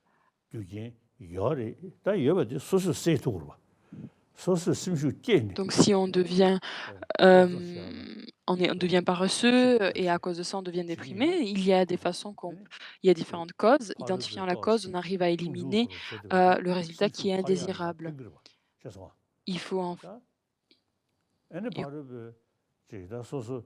en fait de pouvoir s'encourager et développer de la motivation.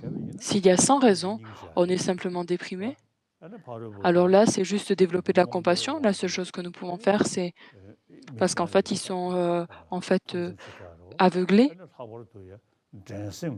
par la tristesse.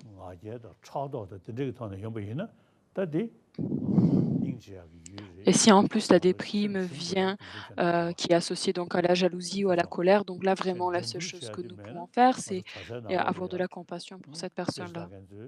Il y a certaines personnes qui étudient les textes et ils ont vraiment cette compétition.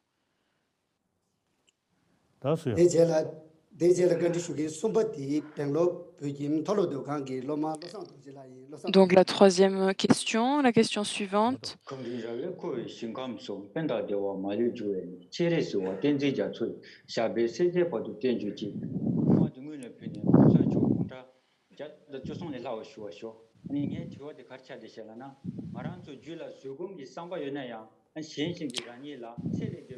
Quand une personne nous fait beaucoup de mal, de façon extrême, quelle est la méthode que nous devons appliquer afin de ne pas tomber sous l'emprise d'émotions perturbatrices?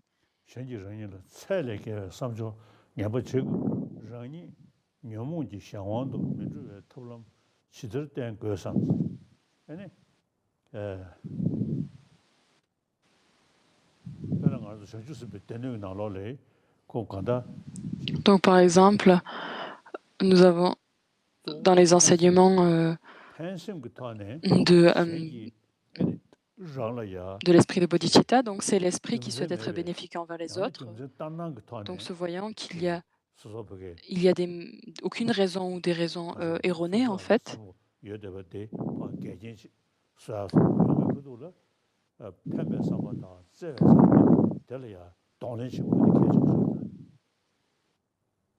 Et de pouvoir en fait endurer en fait quand les personnes nous nuisent ou nous font du mal.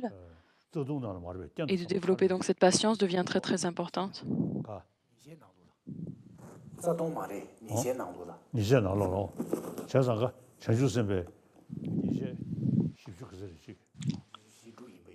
Donc les bodhisattvas, les pratiques d'un bodhisattva.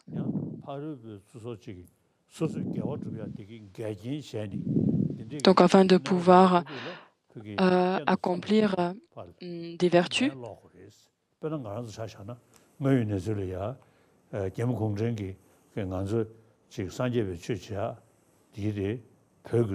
Par exemple, en Chine, enfin au Tibet, les Chinois nous empêchent et on crée beaucoup de lois nous empêchant d'étudier le dharma, de pratiquer la langue tibétaine, etc. Donc par exemple, du point de vue bouddhiste, ceci devient une pratique, en fait une très bonne pratique.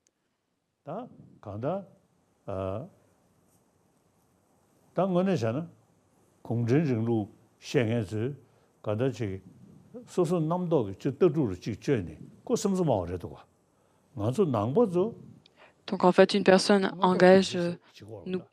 nous empêche de faire une telle chose, c'est parce ils saisissent leur vue de façon très forte, de façon séquentielle et graduelle. Les personnes qui sont vraiment têtues, petit à petit, ils deviennent de plus en plus, ils changent.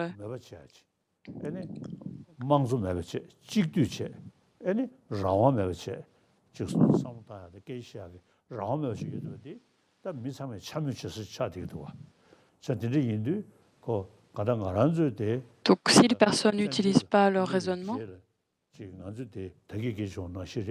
간도 배배식 중 Donc maintenant, au Tibet, c'est très difficile d'utiliser son intelligence 경제 여den에 et de réfléchir 된지디 correctement. Pourquoi? Parce qu'en Chine, c'était très difficile à cause de toutes ces lois et toutes ces règles. Nous sommes arrivés ici en Inde en tant que réfugiés et du coup, nous avons cette opportunité de vraiment réfléchir et de contempler de façon très profonde.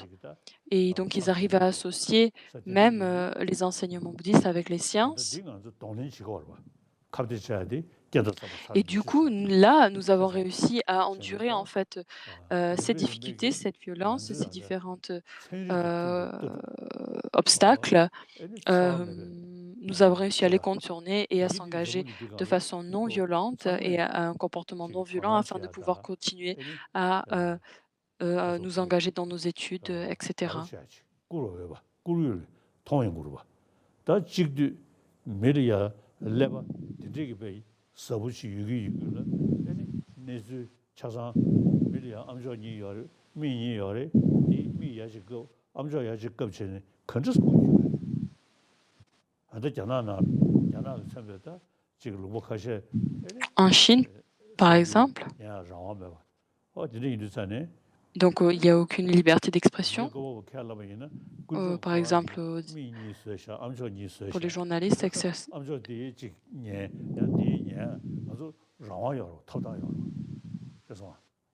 nous avons une liberté, nous pouvons écouter ce que nous voulons. Alors qu'eux, ils ont des oreilles, mais ils ne peuvent pas vraiment entendre. C'est comme si leurs oreilles avaient été arrachées. Ils ne peuvent pas vraiment écouter, ne pas savoir vraiment ce qui se passe.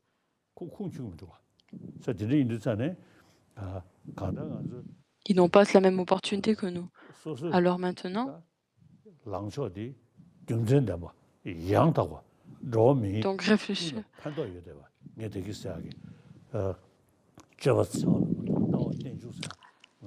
Développer et s'engager dans une telle pratique qui est bien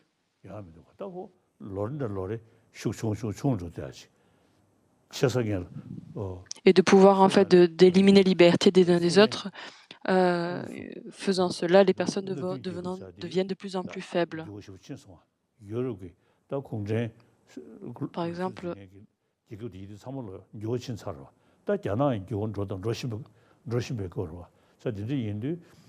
donc aussi des pays qui ont vraiment restreint leur population, éliminé leur liberté. Petit à petit, même en Europe, là où ça s'est produit, ce genre de personnes, ce genre de gouvernement, petit à petit, a disparu. Et donc, ce sera la même chose pour la Chine. Et donc, c'est pour ça que nous devons endurer, nous devons garder une perspective plus large.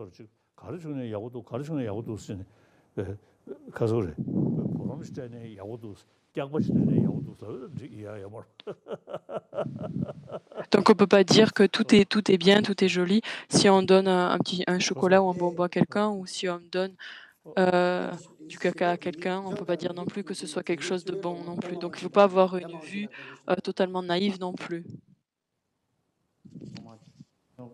Dans la question suivante.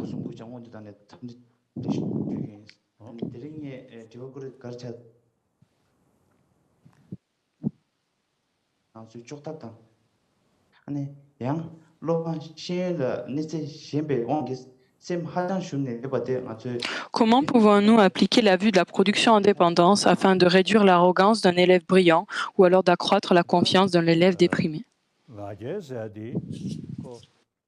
Quand on parle de l'arrogance, l'arrogance et la fierté, il faut les séparer. De se dire, je peux le faire, je vais y arriver. Et en confiance en soi, en fait, quand on parle de la bodhicitta, de se dire, l'esprit de bodhicitta, c'est de se dire, je vais pouvoir obtenir l'état de Bouddha pour le bien de tous les êtres. Ceci est une certaine confiance. Ceci n'est pas l'arrogance. Et donc, puissais-je endurer dans le samsara jusqu'à ce que je puisse éliminer toute la souffrance de tous les êtres et de se dire que je vais faire ça, je vais m'engager dans une telle activité. Donc, une certaine confiance en soi. Par contre, l'arrogance, en fait, c'est une vue erronée, puisque des personnes qui sont mieux que nous, il y en a de nombreuses, qui sont plus douées que nous, etc. 대술에 갈 허그리스는 그저 삼고 그래. 그때 럭시죠. 나와서 아게 Donc, de se 가서 가다 구부에 가게. des vues erronées de penser que nous pouvons être mieux que les autres, ça c'est une vue complètement erronée. 김세 예배 전에 뽑아채. 내 투구리 삼보지. Donc basé sur un raisonnement et de se dire je vais pouvoir faire ceci, je vais pouvoir faire cela. 아니. 가다 아니. 맞다. 참 배워리. 지금 소소 배워지면 거네. Nous sommes tous tibétains, donc basé sur ça, enseignement du Bouddha, la vue de la lignée de Nalanda, nous devons la protéger, nous devons la préserver. 아니 참아리고 이게 집에는 아주 배우고 지시는데 전문이 되가는 안 당골리게. 그래서 Et donc basé sur notre philosophie, notre compréhension et notre culture, grâce à cette philosophie et ces raisonnements, nous devenons un petit peu, c'est vraiment une culture très très précieuse dans le monde, peut-être numéro 1 dans le monde. Si on parle de niveau religion et basé sur notre langue tibétaine, nous pouvons vraiment générer beaucoup de fierté et beaucoup de confiance en fait dans notre langue, à quel point elle est précieuse cette langue vis-à-vis de sa capacité à expliquer les enseignements et la compréhension et le fonctionnement de la conscience. Donc il n'y a aucune raison d'être déprimé. Et donc maintenant, si on regarde dans le monde du XXe siècle, il y a beaucoup de réfugiés. Nous sommes vraiment très chanceux en tant que réfugiés, si regardons dans le monde autour de nous. Nous avons cette religion, nous avons notre religion, nous avons notre culture, nous avons la capacité de les protéger, nous avons notre langue que nous arrivons à préserver. Donc il n'y a aucune raison d'être déprimé et de s'être attisté.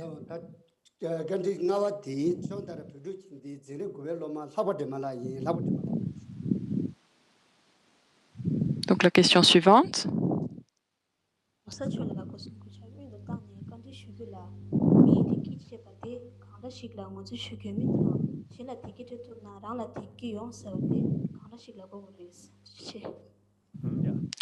Quelle est la définition du bonheur?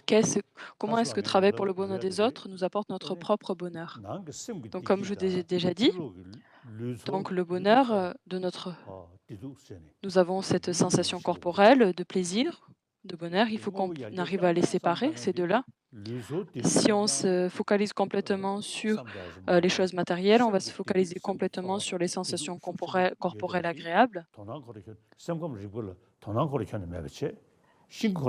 Et on n'arrive pas à attribuer de l'importance au plaisir et aux souffrances qui se produisent au niveau mental.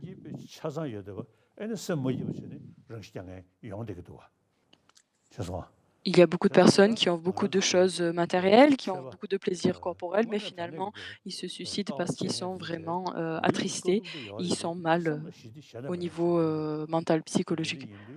Donc il y a cette capacité de développer un bonheur et une paix intérieure. Et donc le bonheur et la souffrance au niveau mental est vraiment très important et peut être développé et accru. Le bonheur, qu'est-ce que c'est? Ce qui est la chose principale, c'est le bonheur, le plaisir, le bonheur mental. La paix, c'est comme une forme de paix. Afin de pouvoir, quelle est la racine même? Si on se focalise sur moi, je,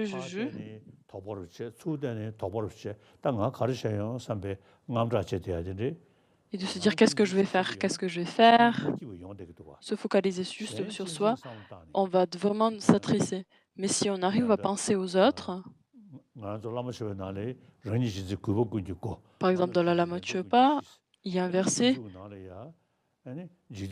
aussi dans le Bodhisattva Charvatara, donc toute souffrance de ce monde émerge à cause de notre auto-chérissement et tout bonheur est produit par le chérissement d'autrui.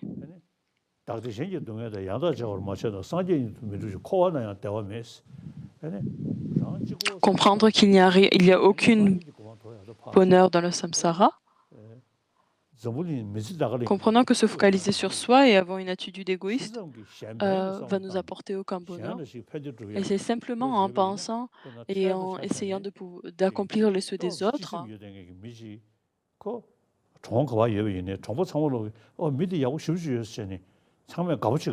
toutes les personnes, en fait, en voyant une personne qui s'engage à essayer d'accomplir le bien des autres, va être attirée par elle et va vouloir se retrouver autour d'elle pour pouvoir, et va se dire que cette personne est très bienveillante. Si quelqu'un a beaucoup de, mmh, beaucoup de choses matérielles, mais qu'elle garde tout pour soi,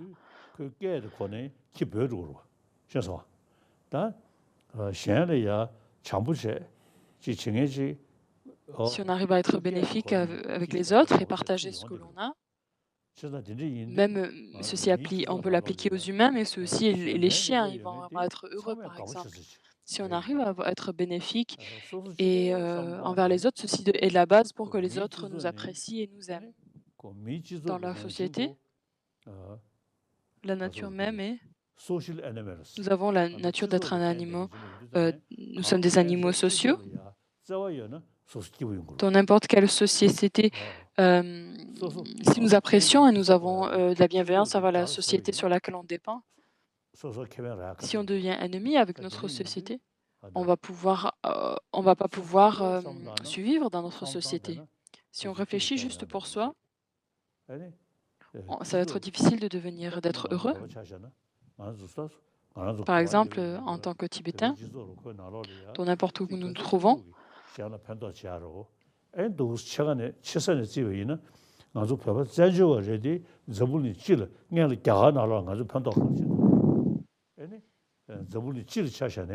donc malgré le fait que nous sommes réfugiés en Inde, nous réfléchissons à qu'est-ce que nous pouvons faire dans notre société, dans le monde pour être bénéfiques envers les autres.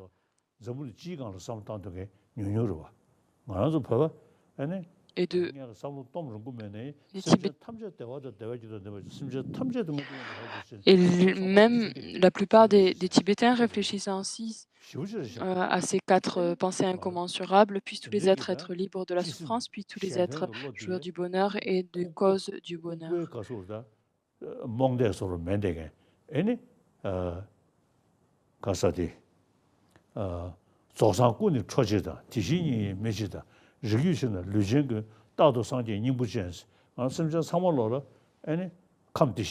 Tous les êtres ont cette essence de cette nature de Bouddha. Il faut utiliser notre sagesse, notre intelligence, et donc nous aurons alors cette capacité de pouvoir obtenir l'état de Bouddha. Comprenant notre nature même de Bouddha et de comprendre cette nature de Bouddha-là est très très importante. Basée sur des raisonnements, nous pourrons accroître, parachever les terres et les chemins et obtenir la terre de Bouddha.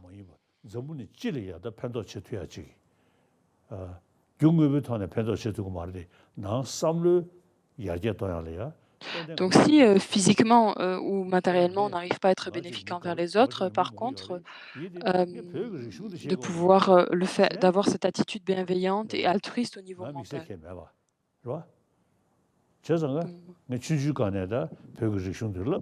Depuis que je suis tout petit, j'étudie ces différents textes. Je me suis pratiqué dans la pratique de méditer sur la vacuité, sur la bodhicitta. Dès que je me réveille le matin, par exemple, si on prend l'hymne à la production indépendance, le matin dès que je me réveille, et si j'ai du temps, j'aime bien réciter ces textes-là. Quand j'étais à Lhasa auparavant,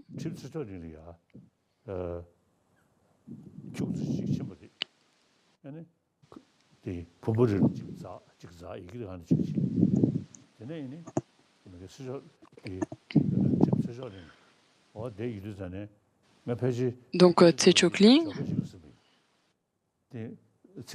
un matin j'ai tout mémorisé par cœur. Et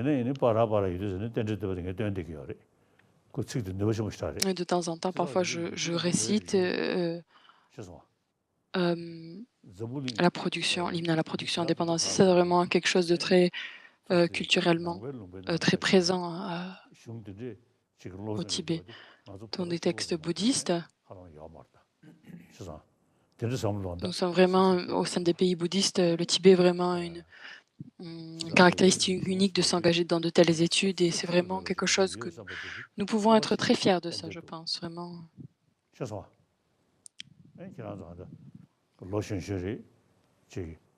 Vous êtes jeune, il faut que vous écoutez, vous contemplez, vous méditez. Donc tout d'abord, n'ayez pas de la foi dans ces enseignements. Tout d'abord, lisez ces textes, réfléchissez et regardez ce que les scientifiques disent, comparez. La psychologie, l'approche bouddhiste et l'approche scientifique. Il y a certains geshe ils ont écrit composé ces différents textes, qui est une association entre la philosophie bouddhiste, la science bouddhiste et les sciences occidentales. Et ils ont imprimé un livre.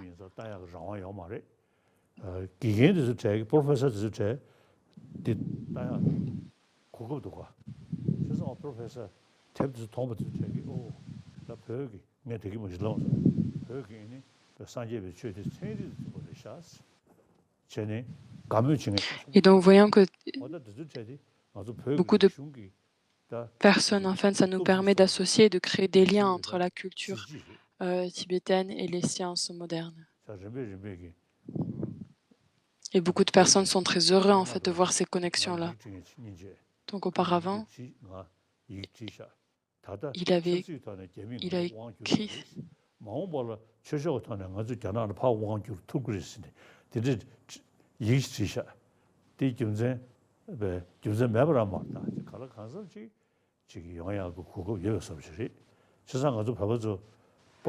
donc j'ai reçu une lettre auparavant que malgré le fait que nous avons perdu notre liberté face à la Chine, mais à un moment donné dans le futur, nous obtiendrons à nouveau notre liberté. Et donc il n'y a vraiment aucune raison de déprimer, d'être triste, et plutôt de générer de la fierté et de la confiance. La prochaine question. Comment pouvons-nous faire la séparation entre le comportement bienveillant laïque et le comportement bienveillant religieux?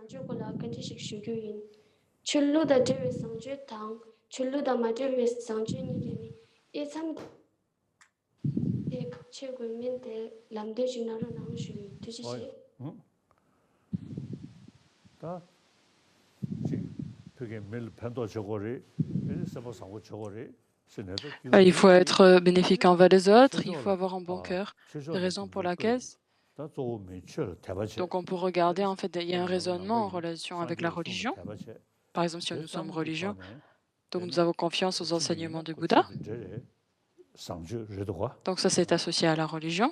Donc ça devient un comportement bienveillant, un comportement qui tombe sous la catégorie du religieux, mais on arrive à encourager un comportement bienveillant, associé sans raison religieuse, mais simplement basé sur les sciences. Si on arrive à être heureux, notre santé physique va s'améliorer. Donc si on arrive à comprendre la psychologie, donc on ne parle pas des Bouddhas, du Dharma et de la Sangha, du Bouddha, Dharma et de la Sangha. Plutôt on recherche des raisonnements qui sont basés sur la psychologie, sur les sciences. Et en fait, comprenant la logique derrière, pourquoi être bénéfique envers les autres est utile pour sa propre santé, pour son propre bien-être. Et de se dire, si tu fais ça, ne fais pas ça, tu vas tomber dans les enfers, dans ta vie future. Comprenons qu'en fait, la nature même des êtres est alors claire et lumineuse et bonne. Alors nous arrivons à expliquer, à justifier un comportement bienveillant, peu importe, dans le cadre de la religion ou pas. Nous avons besoin de survivre. 지소를 때는 연구열이 되게 인도 지소를야 Notre bonheur dépend même de la société. 지소를 강 팬벤시야. Et c'est pour ça qu'il faut avoir de l'affection et envers cette société-là. Le Bouddha lui-même a dit aux mes disciples, moines et moniales, n'acceptez pas mes enseignements parfois, mais analysez ma parole de la même façon que l'orfèvre vérifie la qualité de l'or en le frottant, le brûlant, le coupant, etc. Donc ne pensez pas, en fait l'idée derrière ça, c'est je ne suis pas, que le Bouddha ne dit pas je suis quelqu'un de très sacré, vous devez croire tout ce que je dis. En fait, vous devez réfléchir et en voyant un raisonnement logique, des raisons valides, vous acceptez mes enseignements par la suite. Donc l'orfèvre, lui, il prend son or pour vérifier sa qualité, son authenticité, il le coupe, il le frotte, il le brûle. Et ayant cette même approche avec les enseignements du Bouddha. Donc de ne pas se dire le Bouddha est incroyable et est tellement sacré, c'est un être extraordinaire. Pas juste accepter ça, mais vraiment voir ce qu'il dit. Et toutes les religions sont bénéfiques envers les êtres et sont vraiment bonnes. J'ai beaucoup de respect envers toutes les différentes traditions religieuses. Il y a ces différentes écoles philosophiques, il y a ces différentes façons d'exprimer, mais nous sommes unis. Tout est ce point commun majeur, et donc cette bienveillance et vouloir être bénéfique envers les autres.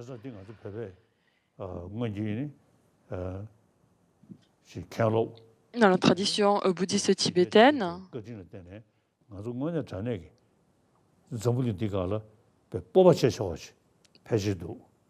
nous avons vu que nous arrivons à contribuer de façon tellement positive au niveau de la psychologie et qu'on a amélioré le bien-être mental des humains. Nous pouvons vraiment développer de la confiance et de la fierté dans notre culture et dans ce que nous détenons.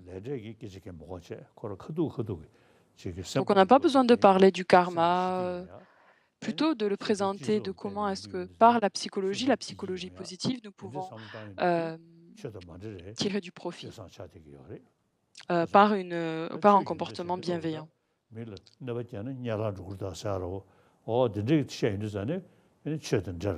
Et si par contre, si par exemple on essaie d'encourager un comportement bienveillant chez les autres en disant «Oh, si tu fais ceci, tu vas tomber dans les enfers», donc c'est pas nécessaire d'exposer et d'encourager un comportement bienveillant simplement dans un cadre religieux. Ceci peut être fait en se basant sur la psychologie, sur les sciences, etc. Voilà, merci beaucoup. Au revoir. Bonne nuit. À demain.